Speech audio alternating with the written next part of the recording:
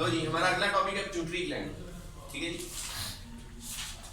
Pituitary gland आपने ये कहा कि बेसिकली तौर पर इसके 3 लोब्स होते हैं। एक इसका इंटीरियर, पोस्टीरियर और मीडियन, ये 3 लोब हैं। मीडियन लोब पे आपने ये कहा कि बेसिकली यहाँ पर एक हार्मोन पैदा होता है MSH मेलानोफोर स्टिमुलेटिंग हार्मोन, जो बेसिकली तौर पर आपकी स्किन कलरेशन को कंट्रोल कर रहा होता है। ठीक है, अब हम बात करेंगे इसके। अच्छा, फिर दूसरी बात आपने ये कही कि जो पोस्टीरियर है ये खुद से तो कोई हार्मोन नहीं बनाता, हाँ, लेकिन इसमें 2 स्टोर हो रहे हैं। वो जो 2 स्टोर हो रहे हैं वो किसके हैं? हाइपोथैलेमस के। एक जो सा है वो है वैसोप्रेसिन और एक है ऑक्सीटोसिन। एक है ऑक्सीटोसिन और एक है वैसोप्रेसिन।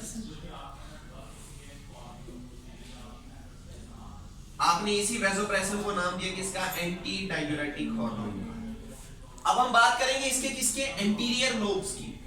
देखिए ये जो इसका एंटीरियर पोर्शन है, इस एंटीरियर पोर्शन से एक हार्मोन पैदा नहीं होता, बल्कि यहां से बहुत सारे हार्मोन्स की प्रोडक्शन होती है।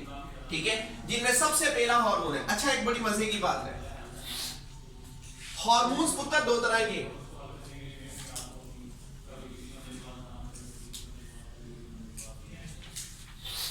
जनाब हार्मोन्स 2 तरह के हैं। ठीक है, एक हार्मोन्स वो है जो किसी भी चीज को स्टार्ट कर दे, हम उसे कहते हैं स्टिमुलेटरी। एक हार्मोन वो होता है जो किसी भी वर्क को रोक दे, इनहिबिटरी। अब अगली बड़ी मजे की बात, अगली बात ये है कि कभी भी ऐसा नहीं होता कि कोई भी काम होना है उस काम को डायरेक्ट स्टिमुलेट किया जाए, ऐसा नहीं होता। पहले पैदा होता है फैक्टर, पहले पैदा होता है फैक्टर। सपोज कैसे?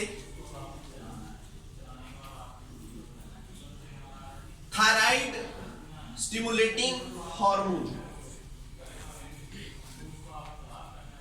Thyroid stimulating hormone. इस थायराइड स्टिमुलेटिंग हार्मोन्स को पहले मैसेज मिलेगा, कहां से? हाइपोथैलेमस।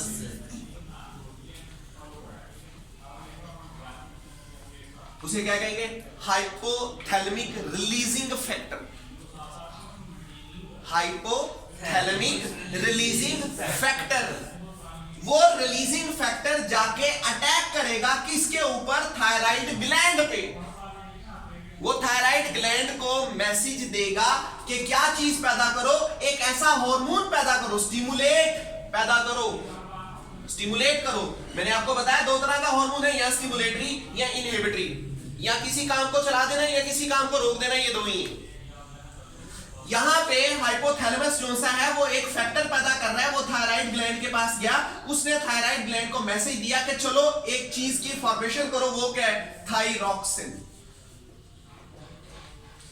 हाइपोथैलेमस ने थायराइड ग्लैंड को पैगाम भेज दिया कि वो बेसिकली तौर पर क्या पैदा करे? थायरॉक्सिन पैदा करे। लेकिन ये पैगाम भी डायरेक्ट थायराइड ग्लैंड जो सा है वो रिसीव नहीं करता, बल्कि हाइपोथैलेमस पैगाम भेजेगा पिट्यूटरी को, पिट्यूटरी पैगाम भेजेगा स्टिमुलेटिंग का किसको? थायराइड ग्लैंड को। थायराइड ग्लैंड फिर पैदा करेगा क्या? थायरॉक्सिन। इस थायरॉक्सिन के पैदा होने से जो मेटाबॉलिज्म है वो स्टार्ट हो जाएगा। तो याद रखिएगा हार्मोन्स 2 तरह के होते हैं, एक स्टिमुलेटरी, एक इनहिबिटरी। स्टिमुलेटरी वो होते हैं जो किसी काम को चलाते हैं, इनहिबिटरी वो होते हैं जो किसी भी काम को रोक देते हैं। ठीक हो गया जी, ये बात समझ लगी? अच्छा, अब जो इंटीरियर है बेटा जी, इंटीरियर से मैनी हार्मोन्स की प्रोडक्शन होती है। यहां से एक नहीं पुत्र जी, बहुत सारे हार्मोन्स पैदा होते हैं। सबसे पहला hormone somatotrophin hormone, somatotrophin hormone. अब ये जो सोमैटोट्रोफिन हार्मोन है, इसे क्या कहा जा रहा है? इसे बेटा जी कहा जा रहा है ग्रोथ हार्मोन। आप क्या कहते हैं? आप कहते हैं 21 से 22 साल तक हमारी ग्रोथ होती है। 21 से 22 साल तक ग्रोथ होती है। ऐसा नहीं होता बेटा जी कि भाई एक पर्सन है उसका कद बढ़ता ही जा रहा है, बढ़ता ही जा रहा है, बढ़ता ही जा रहा है, जितनी देर तक वो उम्र नहीं रहा 80 साल का होगा कद ही बढ़ा जा रहा है, नहीं ऐसा नहीं होता। कद जो सा है वो बेसिकली ग्रोथ है, और जो ग्रोथ है वो एक मैक्सिमम स्टेज तक होती है, उसके बाद ग्रोथ आपकी रुक जाती है। एक चीज है ग्रोथ है और एक चीज है डेवलपमेंट। जो ग्रोथ होती है वो एक मैक्सिमम स्टेज तक होती है, ठीक है।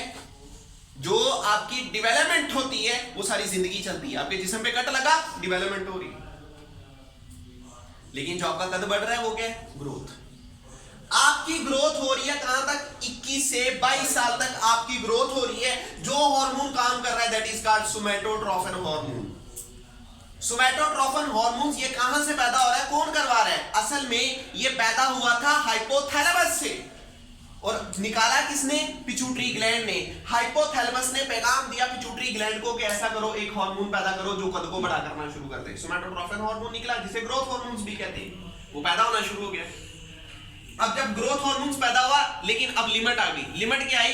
Within the age and after the age. अगर विदिन द एज यानी कि 14-15 साल है, 14-15 साल की एज है, उसके ऊपर ये वाला जो हार्मोन है ये बहुत ज्यादा पैदा हो रहा है, कसरत से पैदा हो रहा है, फिर क्या होगा? आपका कद नॉर्मल से बड़ा हो जाएगा, that is called gigantism. That is called gigantism. कद नॉर्मल से बहुत बड़ा हो जाएगा, लंबे कद का, द्रास कद का हो जाएगा। मां बाप का कद 5 फीट का है, बच्चे का कद 8 फीट हो रहा है, 7 फीट हो रहा है, ये इतना बड़ा कद कैसे हो गया? ठीक हो गया। दूसरी बात, अगर विदिन दी एज ये कम पैदा होना शुरू हो जाए, कद छोटा रह जाता है, ड्वार्फिज्म, बोना कद, बहुत छोटा कद, एक्सट्रेच होता है। अगर ये आफ्टर दी ग्रोइंग एज बनना शुरू हो जाए, 35 साल, 40 साल, 45 साल, 30 साल, उस वक्त बने, फिर क्या होता है? एक्रोमेगाली। उसमें क्या होता है? एक बाजू बड़ा हो गया, एक टांग बड़ी होगी, नीचे वाला जबड़ा बड़ा हो गया, एक हाथ बड़ा हो गया, एक पांव बड़ा हो गया, ये कंडीशन हो जाती है, इसको एक्रोमेगाली कहते हैं। विदिन दी एज बढ़ रहा है तो उसकी कंडीशन और है, आफ्टर दी एज बढ़ेगा तो उसकी कंडीशन और है। विदिन दी एज ज्यादा हो रहा है, कद बहुत बड़ा, विदिन दी एज कम हो रहा है, कद बहुत छोटा, आफ्टर दी एज बढ़ रहा है, उस पर कोई भी कंडीशन, या आपका बाजू बड़ा हो जाए, या आपकी टांग एक बड़ी हो जाए, ठीक है, या आपका एक हाथ बड़ा हो जाए, लोअर जा बड़ा हो जाए, ठीक है, या अदर कोई बोन, कोई भी बॉडी की बोन वो इंक्रीज हो जाए, इस कंडीशन को कहते हैं एक्रोमेगाली। यहां तक बात समझ लगी? बस यहां तक लिखा।